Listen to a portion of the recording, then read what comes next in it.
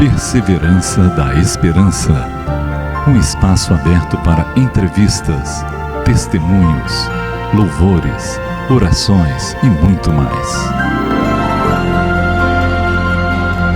Apresentação: Ana Cláudia Bragança e Maurício Menezes.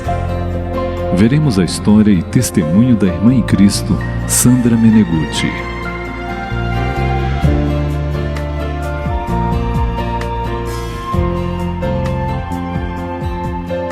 Olá, querida audiência do quadro Perseverança da Esperança. Hoje nós estamos na casa do César e da Sandra Menegutti para ter uma conversa com a Sandrinha.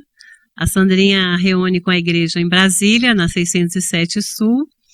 E para começar, eu queria perguntar para você onde você nasceu e também conta um pouco da sua adolescência, da sua juventude para nós. Meu primeiro nascimento na carne foi em Belo Horizonte. Sou mineira, comedora de pão de queijo, ai. Bom demais. E fiquei lá até terminar a faculdade, depois que eu vim para Brasília. Mas a minha infância foi bem interessante. Meus pais, papai era espírita, mamãe era católica, os dois eram cismados com crente, então, mas eram extremamente amorosos, carinhosos, de muita conversa. Tinha assim, papai era militar, né? Então a mamãe era general e ele era coronel. Eu quero dizer, ela era muito brava, ele era mais assim, né? Pegava mais leve com a gente, mas uma educação foi bem rígida no aspecto de caráter, de comportamento e várias coisas, né? Princípios, isso foi muito bom. Papai era um pai muito próximo, brincava, conversava muito com a gente, gostava de aventuras para deixar a mamãe com os cabelos em pé, então a gente viajava muito e ele era de botar no colo, contar história, muito carinhoso. E isso aí foi uma coisa muito boa, marcou a gente positivamente. Até que aos 8 anos ele infartou e morreu. Aí foi uma vida de tristeza após tristeza. Nós passamos aperto financeiro e também aconteceu uma coisa muito chata comigo, que foi um amigo dele, que era padrinho do meu irmão, que a gente chamava de tio, foi consolar a família, né? E daí ele me pegou de uma maneira muito estranha, começou a passar a mão em mim de um jeito que papai não fazia, e aquilo ali me deixou muito chocada e até mesmo traumatizada. Eu comentei com a filha dele e isso aí deu uma quebra-pau na casa dele depois. Mas isso aí me deixou muito introspectiva, medrosa, acanhada, com medo de chegar perto das pessoas, mesmo as que eu conhecia. E depois disso, parece que uma série de ataques nessa esfera começaram a acontecer comigo, sendo abordada na rua, em ônibus, por homens mal intencionados. Isso me deixou muito introspectiva mesmo e depressiva. E de 8 até os 12 anos, eu cresci muito rápido na estatura, quer dizer, eu parei rápido, mas eu cresci rápido também até os 12. Cheguei quase nessa mini estatura que eu tenho agora, né? Mas, e era bem engraçadinha, então chamava a atenção do povo, e isso aí foi ruim, porque aí esses maus elementos chegavam para abordar, né, de uma maneira maliciosa. E até os 14 anos, como foi uma tristeza após a outra, eu já estava pensando em me matar. Eu pensei em suicídio por várias vezes. E quando eu comecei a planejar o suicídio, a minha irmã foi convidada para ir numa conferência de jovens e voltou dessa conferência transformada. E eu fui pular o meu primeiro carnaval noturno para ver se o contato com as pessoas mais velhas explicaria, né, o sentido da vida humana. Bem, só que aí, claro que no carnaval a gente não vai achar nada espiritual, né? Vai achar da carne mesmo, e foi o que aconteceu. Voltei mais decepcionada com a raça humana, sem esperança na vida. E daí a minha irmã começou a contar a história dela. Ela falou: Sandra, Deus existe, Deus ama a gente. E Ele deseja entrar no coração da gente. E quando ela foi falando assim, eu vi um oásis, né, no meio do deserto. Falei: é isso que eu quero, me leva lá. Aí lá vou eu para a reunião. Quando chego na reunião, eu nunca tinha ido em reunião de crente, né, gente? Então era um glória a Deus para lá, um aleluia para cá, um caindo de joelho, outro levantando a mão. Então E a mamãe e o papai já tinham avisado que crente era maluco, né? Então eu já estava um pouco prevenida. Mas aquilo me assustou, a ponto de eu não prestar atenção em nada do que o pastor falou. Mas no final da reunião, a cara de alegria dos irmãos era tamanha que eu falei assim: olha, Deus, eu não sei se você existe ou não, mas se existe, eu vou te dar uma chance última de provar para mim que você existe. Aí eu voltei na reunião, era uma reunião de oração num terraço, estava uma noite nublada, e os irmãos começaram a cantar uma música que falava do amor de Deus. Aí, amor de Deus derruba qualquer barreira, né? E daí, que Deus queria entrar no coração da gente, que a gente precisava se abrir e pedir para Ele entrar. Aí eu olhei para o céu e falei: Deus, eu quero, entre em mim. Daí, o que aconteceu? O Senhor afastou as nuvens em cima de onde a gente estava, e eu senti Deus derramando naquele buraco do céu para dentro de mim, e foi uma coisa maravilhosa, de transbordar, de paz, de alegria, de tudo que é sentimento bom. E pronto, daí para frente, nasci de novo, foi o segundo nascimento em Belo Horizonte, mas para dentro da pátria celestial. E aí realmente a vida mudou, né? Mudou de sentido, mas só que o que aconteceu comigo e com a minha irmã?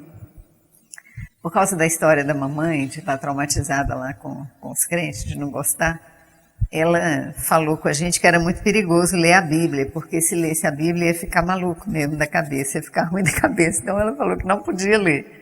Aí, como não podia ler, perto dela, a gente arrumou uma estratégia. A gente fez uma oração e falou assim: Senhor, acorda a gente de madrugada, porque vai ser a única hora que a gente vai ter para orar e para ler a Bíblia, né?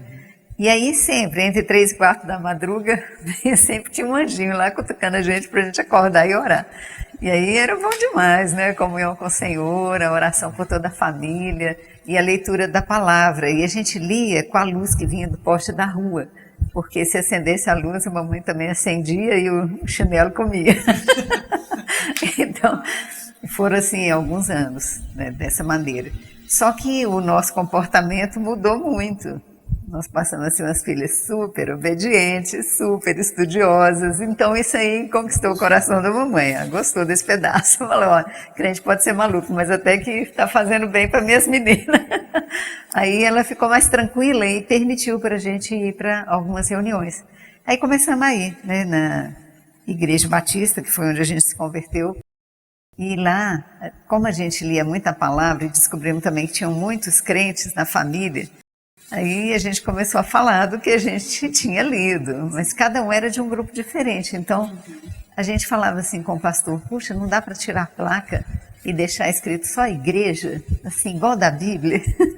Aí ele falou: não, isso aí só na Nova Jerusalém. A gente falava assim: ah, mas a igreja naquela época não estava na Nova Jerusalém, já era assim, né? Ele falou: não, mas não tem jeito não e tal. Bem, daí desconversou a questão da igreja e a gente ficou reunindo lá. Até que um professor da minha irmã mais velha, ela sempre era pioneira, né? Conheceu o Senhor uma semana antes de mim, conheceu a vida da igreja em Belo Horizonte antes de mim também, uma semana. Ela foi para a reunião, e nessa reunião que eu estava atrás do coral lá na Batista, eu estava orando, louvando o Senhor, de repente, que nem a sua experiência, Maurício, apaga tudo e eu vi um olho bem grande olhando para mim. O Senhor falou assim comigo: você precisa ter visão. Aí eu falei assim: é, Senhor, eu estou cega? O que eu não estou vendo? Senhor, então mostra para mim, me cura minha cegueira, eu quero ver. Aí foi só isso, passou. E aí a minha irmã voltou da reunião falando: Sandra, aquela coisa que a gente viu na Bíblia já existe. Aí eu: é mesmo? Opa, então me leva lá que eu quero ver, né? Só que nessa época, né, o que tinha acontecido é que eu estava noiva, entre aspas, noiva do líder dos jovens da Igreja Batista. Bem, daí, quando eu fui à reunião com os irmãos em Belo Horizonte, quando eu cheguei lá, a mensagem da semana era sobre a visão da igreja. E os irmãos começaram a falar sobre ver o corpo como um todo, a unidade da igreja. Aí o Senhor falou: é isso aí, você precisa ver. Eu falei assim: ah, então eu quero. Pode abrir meu olho, eu quero ver. E aí foi muito precioso, porque todos os irmãos funcionavam, e um falava um negócio, outro. A impressão que eu tive foi que era uma reunião só de pastores, e todos estavam muito cheios da palavra e tinham muito a dar. E aí eu me senti muito suprida, alegre e tal. Daí voltei para o meu noivo e falei assim, olha, você precisa ver o que eu vi. Aí que o rolo começou.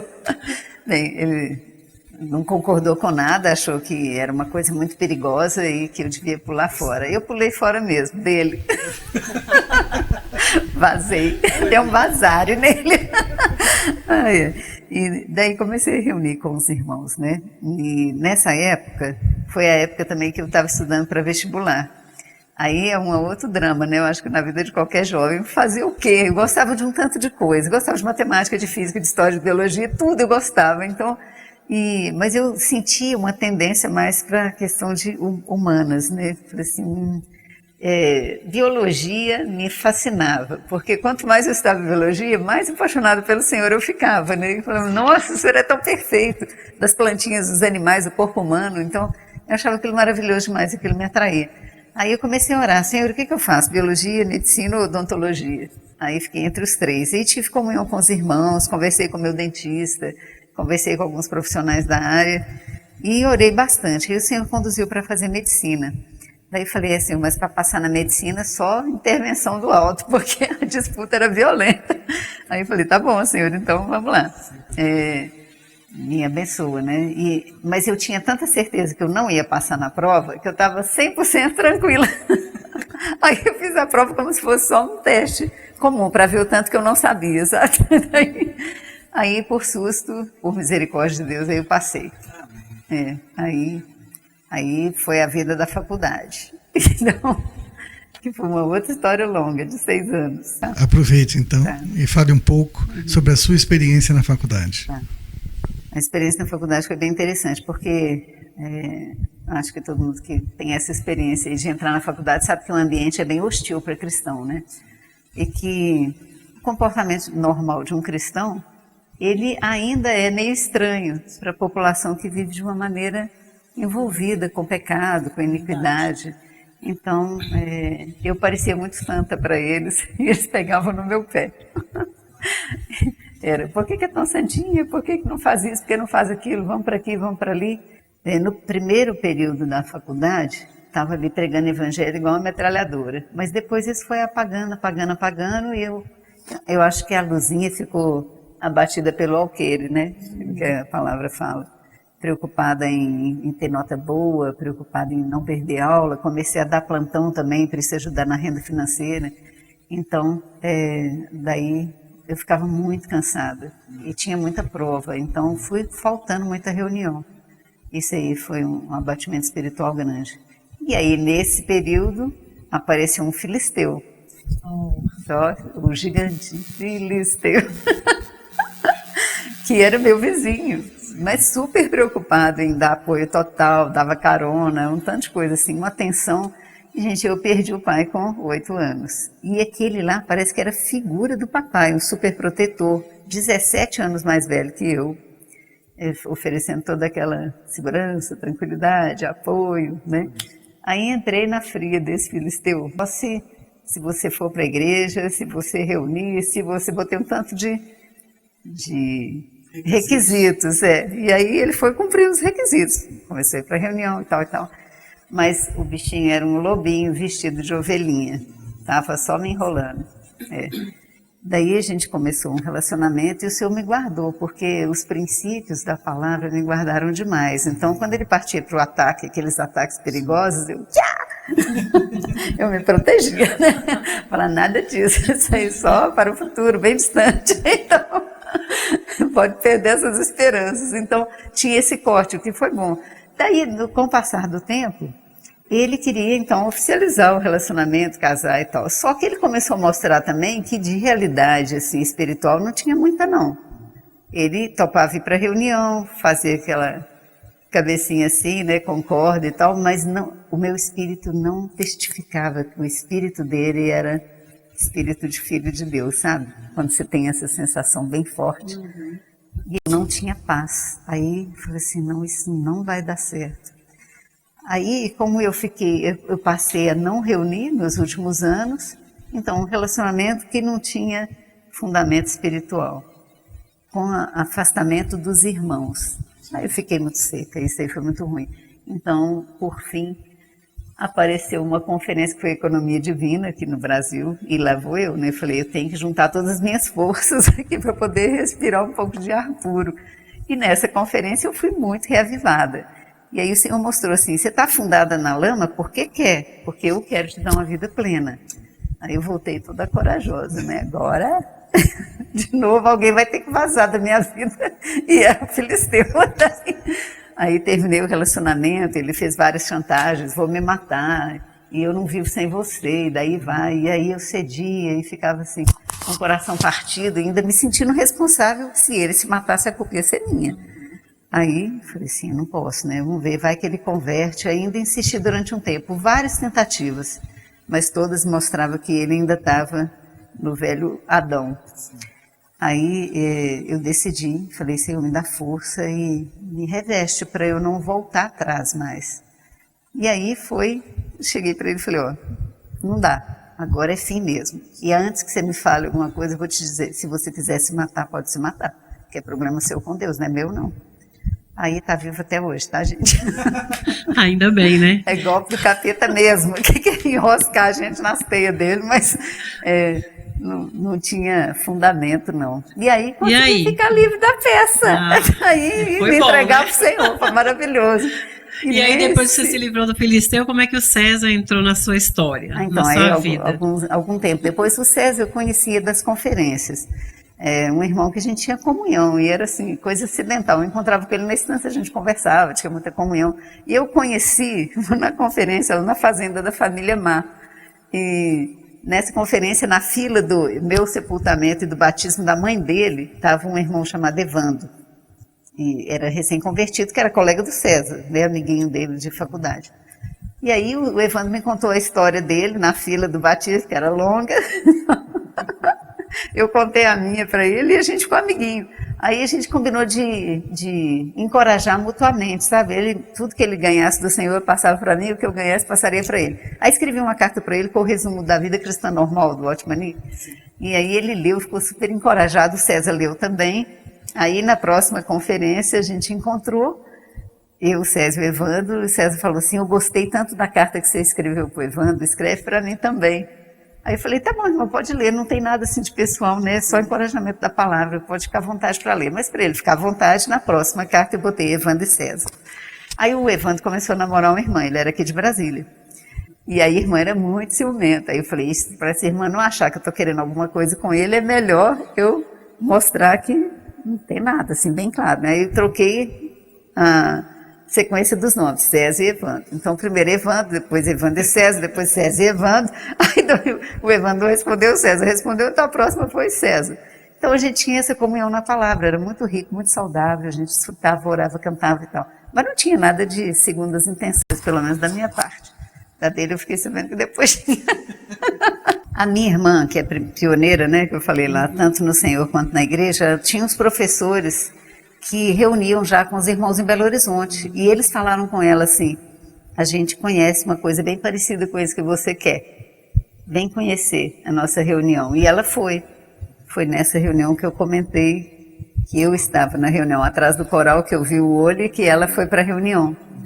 E aí quando ela contou para mim que eu vi que era aquilo ali, daí eu fui na reunião. E quando eu fui, daí para frente comecei a reunir com os irmãos já.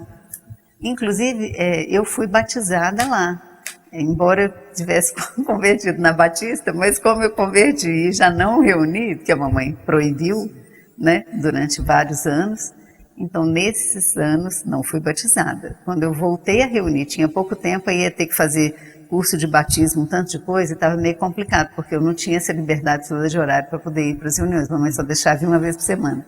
Aí eu não consegui fazer o curso de batismo, mas os irmãos, quando eu os conheci, já ia ter um batismo na semana seguinte. Aí eu falei, eu não fui batizada ainda não, eu quero entrar nessa fila. Ele disse, pode vir. Uau! Daí resolveu o problema do batismo. Sandrinha, nós sabemos que você serviu com seu esposo durante um tempo nos Estados Unidos. Fui. Fale um pouco para nós sobre isso e o que representou ser enviada para servir em outro país. Bem, foi bem interessante. Bem, o César, desde que a gente casou, já servia em tempo integral. E Eu só dava o apoio técnico-logístico, certo? Pregava no consultório, pregava nos hospitais que eu trabalhava, abordava os pacientes, né, com essa ênfase espiritual também, depois de fazer o serviço médico, claro. Isso. Daí, queimava no meu coração o desejo de ter mais tempo para poder cuidar das pessoas que eu pregava, porque eu pregava e elas iam, e eu não tinha tempo de cuidar, então eu não tinha como visitar, ir na casa delas, acompanhar o crescimento espiritual. Eu convertia ali e depois sumia da minha vista, a não ser quando era pré-natal, que aí pré-natal tinha aqui o marido e a esposa, aí dava para atacar os dois, né? Estratégia maravilhosa do Senhor. O Senhor deu muitas experiências preciosíssimas e tem uns frutinhos na vida da igreja hoje. E daí esse desejo de servir foi só queimando, aumentando, até que numa das reuniões da igreja teve um chamamento para tempo integral. Aí, lá vou eu, né? Eu quero. Não tinha nem ideia de como isso poderia acontecer. Mas eu falei assim, Senhor, eu quero isso sim. No consultório já era assim, realmente a abordagem era profunda, porque fazia consulta médica, mas eu sempre tocava na questão espiritual com as pacientes. Orava com elas, convidava para invocar o Senhor. Até no meu consultório eu fiz um único convênio que chamava Convênio JAVE. Aí quem assinava o JAVE teria 50% de desconto nas consultas. Aí o tanto de paciente fez, porque eu saí do hospital onde eu atendia todos os planos de saúde, passei para um consultório que eu só atendia particular. E o único convênio que eu tinha era o JAVE. Aí vários pacientes antigas, né, queriam continuar comigo, elas fizeram a assinatura do JAVE. E daí no consultório eu tive várias secretárias irmãs, uma delas foi a esposa da Evilade, a Lu, né? Luciene me ajudou muito. Ou se escapasse lá de fora, não escapava lá de dentro. Em algum lugar ela ia ouvir as coisas do Senhor. Então, o consultório assim, música, só os hinos da igreja, tinha literatura espalhada para todo lado, tinha um programa de televisão, os irmãos, programa Boas Pérolas, vocês lembram dele? Então, o César gravava com alguns irmãos, então a estratégia da secretária era perguntar assim, você quer conhecer o marido da doutora Sandra? Sim, quero. Daí botava o programa da televisão. Estudo bíblico, né? Aqueles estudos de 15 minutos. Então era muito bom, sabe? Era um ambiente muito gostoso, propício para que o evangelho realmente fosse pregado. Então a minha vida normal já era estar falando do Senhor mesmo, né? Com as pacientes. Até que o Senhor falou, bem, já que já está assim, vamos agora servir o tempo total mesmo. Foi quando a gente recebeu um convite para ir para os Estados Unidos. Na época da pregação do Evangelho aqui, a todo vapor, e alguns irmãos que moravam na região de Boston vieram ao Brasil. Um irmão específico foi para Goiânia, que o pai dele era pastor lá. Ele foi visitar o irmão e encontrou com o César e o Salomão.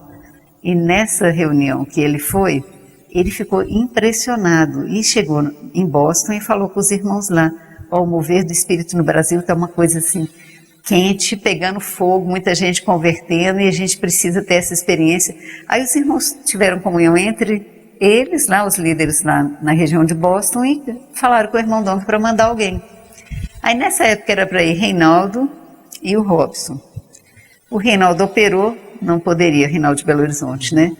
Aí o irmão Dom ligou para o César e falou, César, você pode ir? Aí o César falou assim, eu posso, mas eu vou ver se minha esposa pode ir comigo. Teve essa direção, né, do Senhor de me chamar. Aí, e foi assim, ligou para mim, eu estava de plantão no hospital, falou assim, e aí ia ser bem no final do ano, ia pegar período de Natal e Ano Novo. Aí ele ligou e falou, Sandra, você pode ir comigo nesse período? Aí eu falei, César, só se Deus quiser muito, porque eu estou de plantão exatamente nesses dias, e para trocar um plantão em feriado, só pelo milagre divino, porque ninguém quer sair fora, ninguém quer trabalhar, né? Aí eu tinha já trocado para poder ficar de licença no carnaval, para eu ir para a conferência. Então, aí eu falei, peraí, Cezinha, vamos ver se Deus quer agora. Aí falei com os colegas que estavam do lado assim, meu marido acabou de me convidar para ir para os Estados Unidos para passar Natal e Ano Novo, só que eu estou de plantão. Vocês dariam plantão para mim? Aí, momentos de silêncio. Falei, Senhor, agora é com o Senhor. Aí a turminha, os 3 obstetras que estavam lá, falaram, a gente cobra para você o plantão.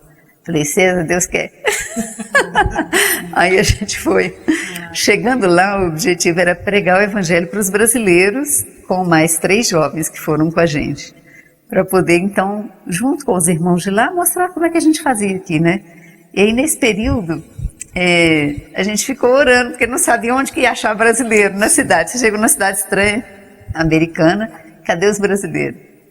Não tem ideia. A gente ficou uma semana, jejum e oração, com os líderes da igreja lá.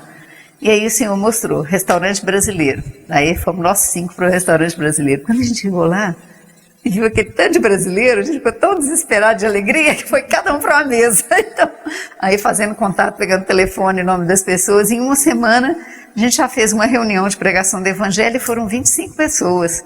Os americanos ficaram assim, O último bebê espiritual lá tinha 5 anos já de recém-nascido, estava velho, né? Já de barba. E aí eles ficaram muito impressionados de ver assim, nossa, 25 pessoas em tão pouco tempo, uma semana. E aí foi muito rico, aí pregação do evangelho e vários começaram a reunir já com a gente. E aí pronto, já era para a gente vir embora, porque nossa proposta original de ir para os Estados Unidos era ficar 2 semanas e voltar.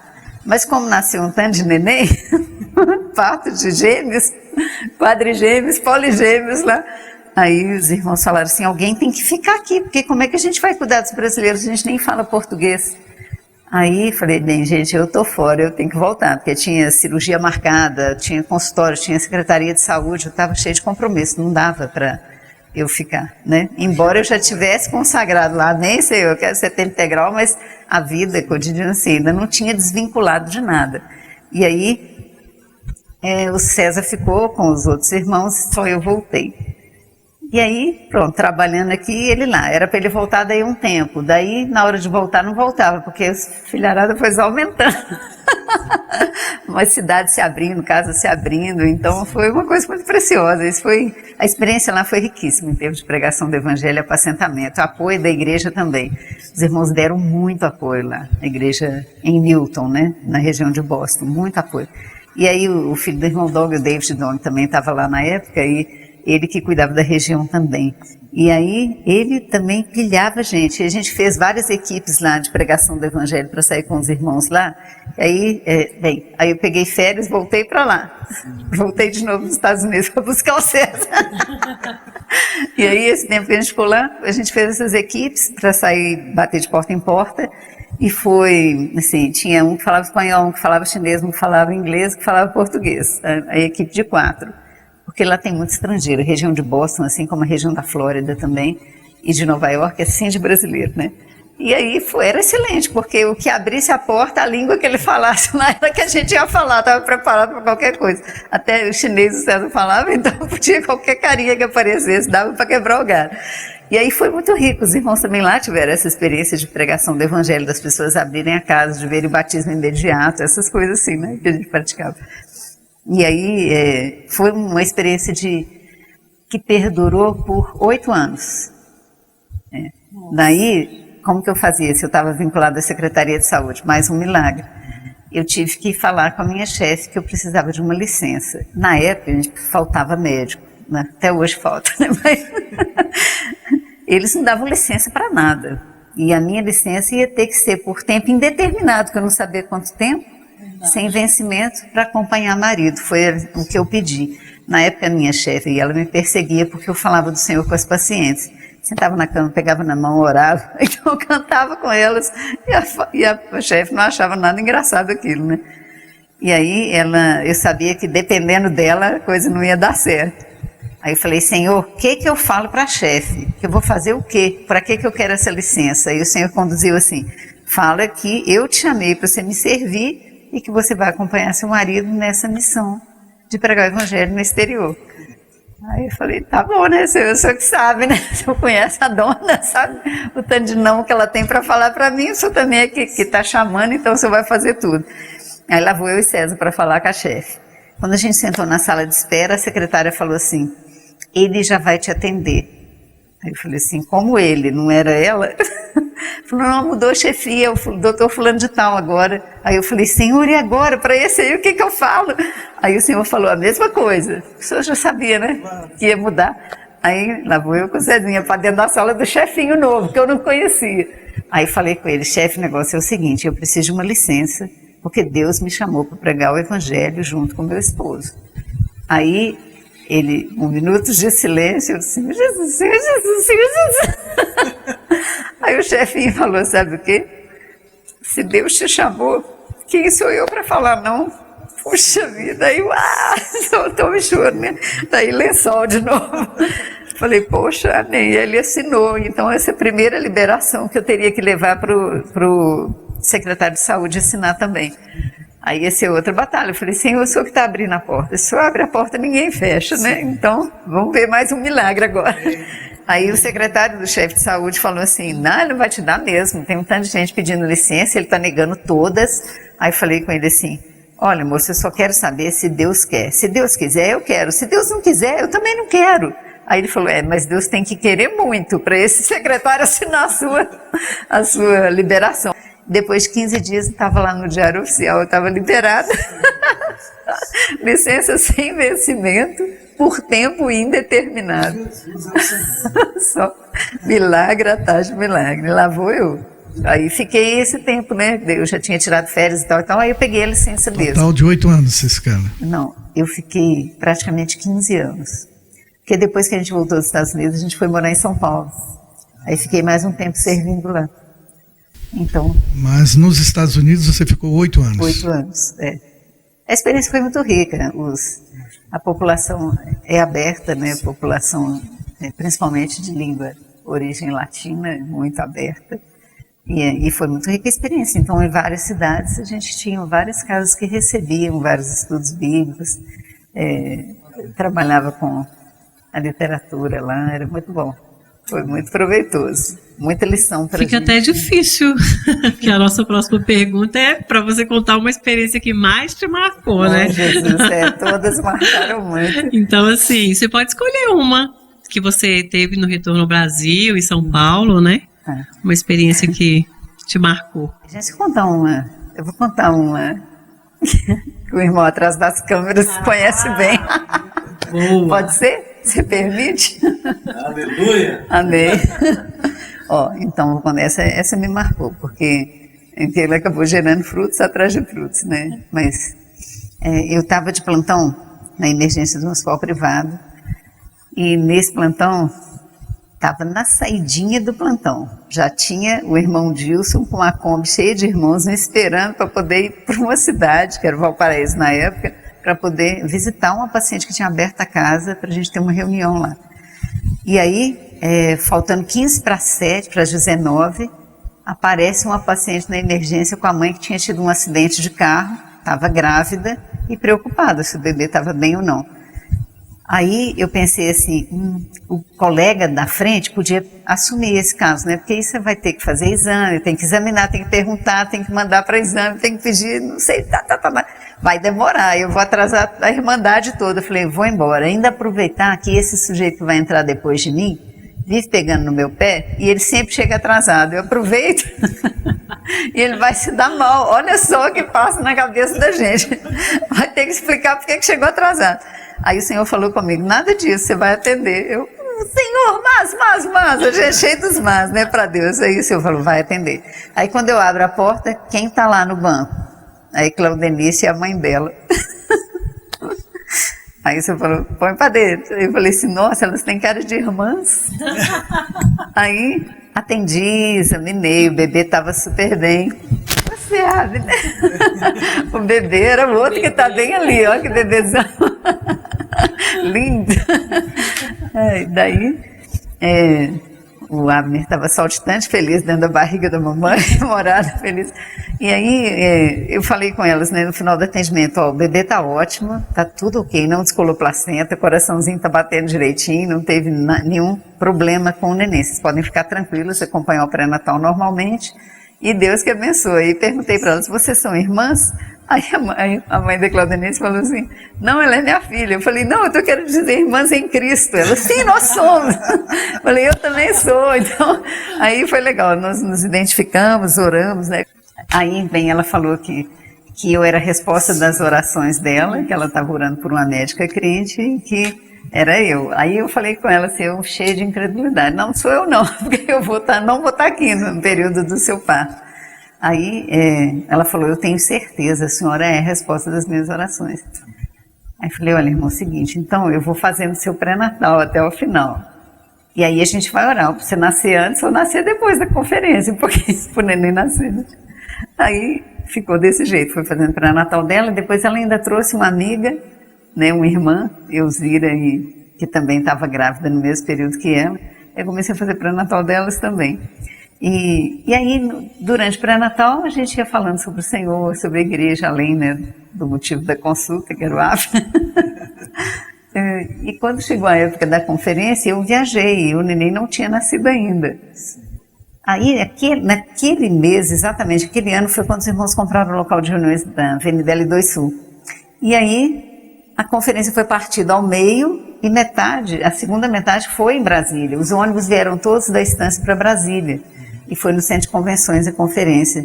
E não é que a Claudenice entrou em trabalho de parto exatamente no período que eu estava aqui em Brasília. Realmente era a resposta da oração dela. E pronto, aí o Abner nasceu. E aí foi muito precioso isso, né? E depois aí o segundo pré-natal fez comigo de novo e a gente tendo comunhão, falando sobre a igreja, até que eles começaram a reunir com a gente. Essa foi uma das experiências bem ricas em termos de abordagem no consultório. Amém, irmão. Então, depois dessa experiência, não foi a única, com certeza muitas experiências. Então, conte para nós mais alguma experiência que você teve. Eu vou contar uma que ela me ajudou muito a ser uma crente que crê. Que crê no que o Senhor pode fazer, no que Ele é Deus. Eu só sou um canal, né? Porque às vezes a gente acha que é alguma coisa, né? E eu estava também de plantão numa cidade próxima a Belo Horizonte, isso antes de vir para Brasília. E nesse dia eu passava assim, a enfermaria era um hospital simples, não tinha UTI, não tinha nada de muito elevado, um hospital de periferia bem simples mesmo. E eu passei a enfermaria para saber se tinha algum caso grave que eu teria que prestar atenção durante a noite. E vi uma paciente que estava em coma profundo porque tinha tido uma ruptura de aneurisma cerebral. Aí quando eu passei por ela, eu falei, puxa, a senhora tão jovem já está com essa síndrome Jack. Sabe o que é síndrome Jack? Jesus está chamando para dali para o outro lado. Aí, falei, poxa, eu pensei assim, será que ela cria no Senhor, né? Tão jovenzinha, será que teve oportunidade? Bem, fiz o teste para ver o grau de profundidade do coma, era profundo mesmo, não tinha nenhuma reação a estímulo doloroso. E eu fui para o quarto com pena dela, porque já era um caso assim bem grave, que ali no hospital, então, principalmente, não tinha nenhum recurso para ela. Aí quando eu sentei na cama do repouso médico, foi um plantão super tranquilo, não aconteceu nada, não teve nenhuma chamada na emergência. Mas quando eu sentei na cama, que eu falei, agora acho que eu posso dormir. Mas o Senhor falou comigo, vai lá e prega o evangelho para ela. Eu falei assim, ué, Senhor, a mulher está em coma. Deitei. O Senhor falou de novo, vai e prega o evangelho para ela. Aí eu fui explicar para o Senhor a aula que ele matou. O senhor não sabe que em coma profunda a pessoa não está ouvindo, não está sentindo dor, não tem nenhuma reação, não adianta eu falar. Olha como a gente é, né? Eu fiquei justificando para Deus porque que eu não ia obedecer uma ordem dele, que nem o Pedro lá. Senhor, de modo algum, não vou comer isso não. Mas chamava o Senhor de Senhor, mas não obedecia, né, o que o Senhor falava. Aí eu virei para o canto para dormir, assim, com a certeza de que eu não ia.